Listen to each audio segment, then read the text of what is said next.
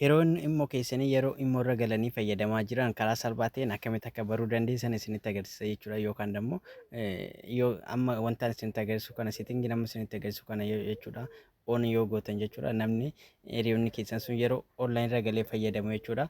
Notification yookaan beeksisa isinirratti erga jechuudha. Karuma saniin galtanii bilbiluu fi yookaan miseejii barreessuu fi dandeessan jechuudha. Karaa nama isinitti agarsiisu kana yoo itti fayyadamtan jechuudha. Immoo keessa galee jechuudha. Egaa immoo keessa galee booda jechuudha. Akkatti nu dhufee egaa akkatti nu dhufee booda siitiin isheetu kana yeroo tokkoof gadi qabna jechuudha. Egaa gadi qabne booda akkatti egaa nu dhufee booda jechuudha.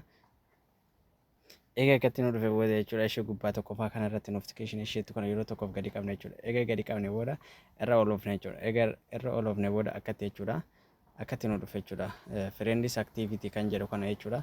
Yeroo tokkoof gadi qabna jechuudha. Egaa gadi qabne booda keessan yoo akkatti yoo ammoo kiyya wanta itti fayyadamaa jiruuf akkatti banaa jira jechuudha. Yoo akka cufaa ta'e jechuudha keessan kana banuu hin dagatinaa karaa sanarraan jechuudha. Friends online isheetu kana jechuudha. Yoo keessan akkatti cufaa ta'e jiraate yoo ta'e jechuudha. Banuu isaa hin dagatinaa jechuudha. Yoo akkatti banaa ta'e jechuudha.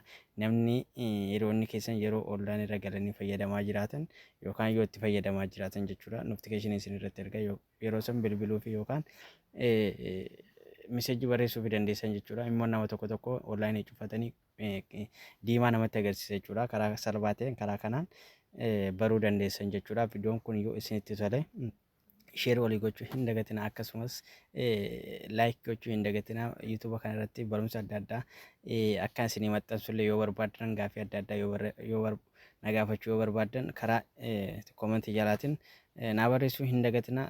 YouTube chaanaala kana subscribe gochuu hin dagatinaa. Galatooma.